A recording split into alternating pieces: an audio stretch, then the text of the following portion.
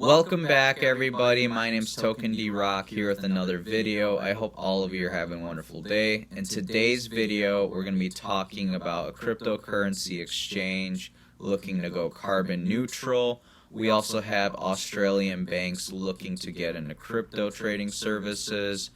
And last but not least, we've got a Miami mayor looking to get their paycheck in Bitcoin instead of fiat. Few other things to discuss, but first things first, got to take a look at the market. Bitcoin dominance is at 43.2%. Bitcoin is hovering right around 62,200. Ethereum established a new all-time high in the past 24 hours at $4,638. Solana also established a new all-time high at $235. Pretty good stuff. Remember, guys, follow what Bitcoin's doing. It dominates the market. If you're buying these altcoins, spread out those buys, dollar cost average, you know the drill. On to the news. Our first bit of news of the day sees the Commonwealth Bank of Australia is set to launch crypto trading services for the 6.5 million users of its CommBank app. It's important to note that the CBA has partnered with Gemini crypto exchange and blockchain analysis firm Chainalysis to launch its crypto services. The bank will launch a pilot for a limited number of customers in the coming weeks before rolling out the full service in 2022. Now, they're going to have 10 crypto assets on the banking app. As of right now, Bitcoin, Ethereum, Bitcoin Cash, and Litecoin are confirmed at this stage. Steve Vallis, CEO of Blockchain Australia, told Cointelegraph that this move was extraordinarily important as the big four banks in Australia underpin our national and international reputation as a financial services destination. He also said the confidence that this provides local digital asset sector participants will be dwarfed by the impact that this signal sends around the world, that Australia should be a destination for cryptocurrency and digital asset adoption. He also believes that it is inevitable that the other banks in Australia follow suit, just a matter of time in his opinion. Caroline Bowler, the CEO of local crypto exchange Bitcoin Markets, echoed similar sentiments, saying CBA's move is exciting and inevitable. It's yet another red letter day for crypto. It is as though Australia has suddenly put the lead foot down. We have been touted as playing catch up all this time, but now we're moving into leadership position globally with our largest bank. Dave Abner, the global head of business development at Gemini, said that this firm was proud to be working with CBA to launch world-leading crypto services. The exponential growth of digital assets internationally, coupled with Gemini's institutional-grade security and proactive regulatory approach, positions this partnership to set a new standard for banks and financial platforms in Australia and across the globe. Very cool development over in Australia to see 6.5 million users potentially coming to crypto in the next year or two, whether it's through Bitcoin, Ethereum, Bitcoin Cash, or Litecoin, among the other crypto assets that they're offering on the banking app. Now, it's important to note that they're using the Commonwealth Bank of Australia's CommBank app. They're not using another bank in Australia. This is the only one that's going to be offering crypto trading services. So as the consumers, the users of this app become more acquainted with cryptocurrencies, they realize Bitcoin is a hedge against inflation. They realize the utility of these wide variety of cryptocurrencies moving forward, how they'll play a role. They're going to tell their friends, and if their friends aren't using the CommBank app and they're at one of these other big four banks in Australia, they may leave that bank and join the Commonwealth Bank of Australia because they're offering the crypto trading services. So again, it's a matter of time before these other banks in Australia hop on board and offer similar services, similar to the CBA. Because if they don't, they will get left behind. It's that simple. Our next bit of news sees Singapore aiming to establish itself as the globe's capital for crypto-related enterprises. According to Ravi Menon, managing director of the Monetary Authority of Singapore for 10 years, the city-state might have been left behind had it not gotten a head start on how to deal with cryptocurrencies. In his own words, he said, with crypto-based activities, it's basically an investment in a prospective future, the shape of which is not clear at this point. The country is at the forefront of this movement thanks to its openness towards cryptocurrencies, having developed a legislative framework that favors their use. The tax regime has also been tweaked in order to encourage the industry's growth.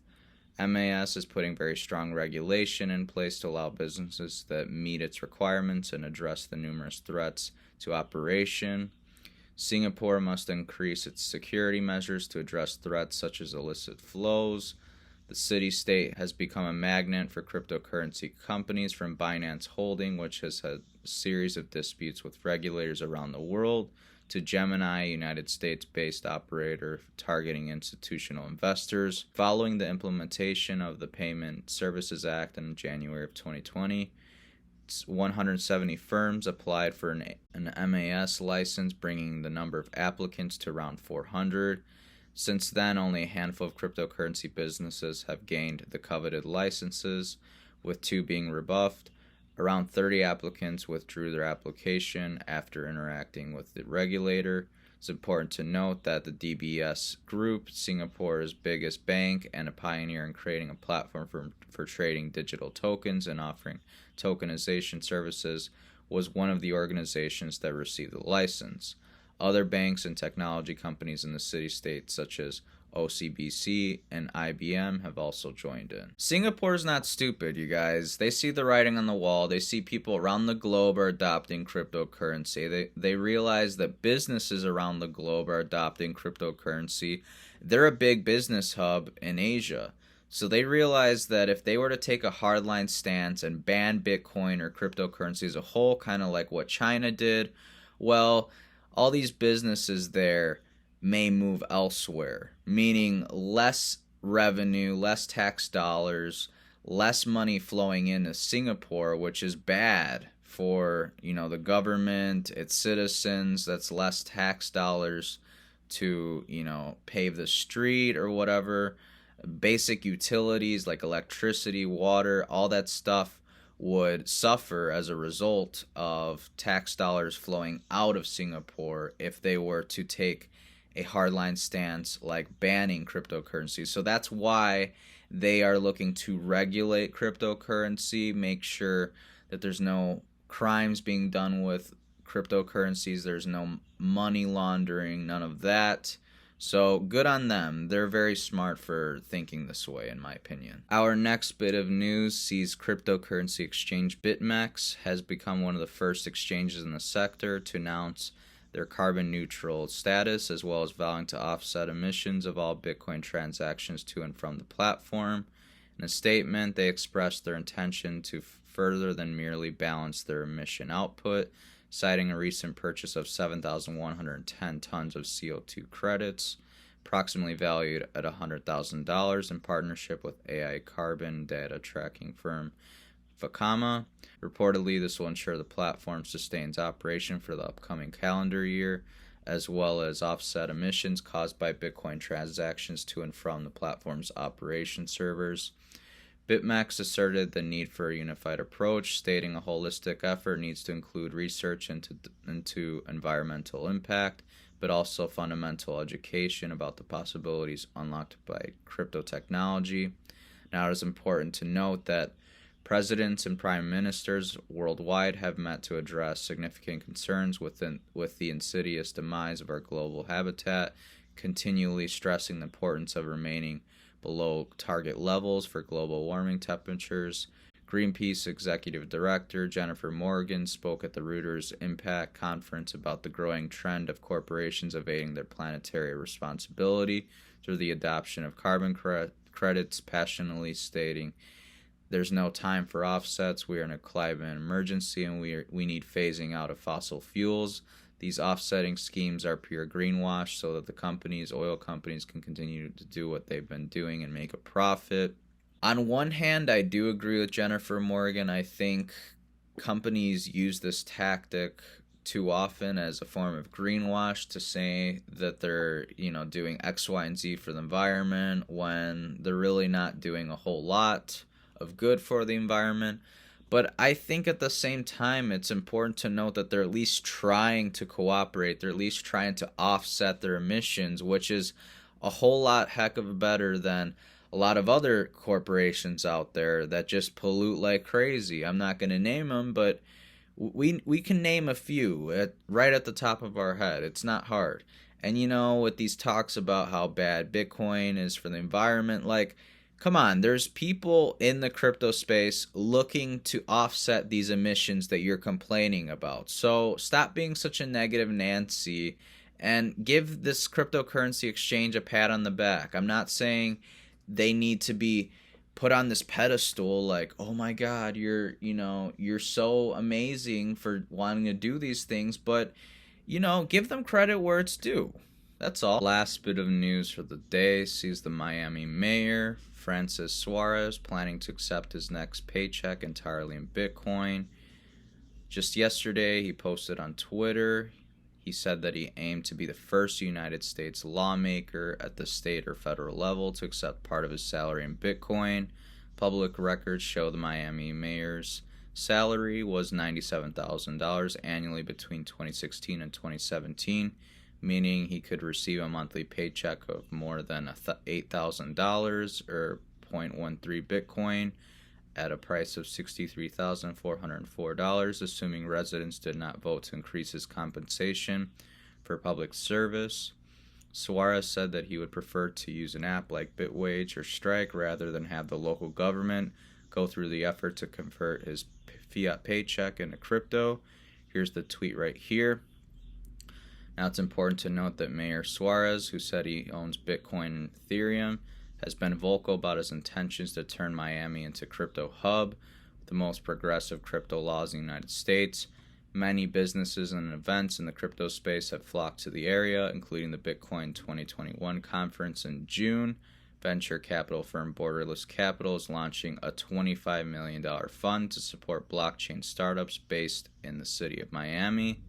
Very, very big stuff. The mayor of Miami is rather based when it comes to cryptocurrency. He knows what's up. He realizes that currencies around the world are being devalued. So governments, during any recession or economic crash, spend like crazy, which causes the money printers at central banks around the world to go burr, which devalues our fiat currency as we know it, not just the US dollar. We're talking all the currencies across the globe, and Bitcoin is a hedge against that inflation that we see every year. And so Suarez is taking his paycheck in Bitcoin because if he were to take it in fiat, just be sitting in his bank account and be losing value every single day. So as more and more people realize that Bitcoin is a hedge against inflation, the value is just going to skyrocket. I mean, come on, guys. We're already at like 60 something thousand dollars right now. Bitcoin's peak price was like $67,000. No doubt in my mind, Bitcoin is going to like 500K within the next 10 years. It's no joke. There's only so many Bitcoin out there. It's not like the dollar that they can just print a new one. There's only 21 million Bitcoin. That about does it for today's video, everyone. If you enjoyed it and learned something new, please smash that like button, subscribe to the channel. We got some links down below, so please check them out. Earn some passive income on the crypto you're holding long term over on Celsius and BlockFi. Get trading today over on Voyager or Binance US. Stay up to date with crypto prices over on CoinMarketCap. Stay up to date with crypto events over on CoinMarketCal. Until next time, everyone, take care and have a great day. Peace.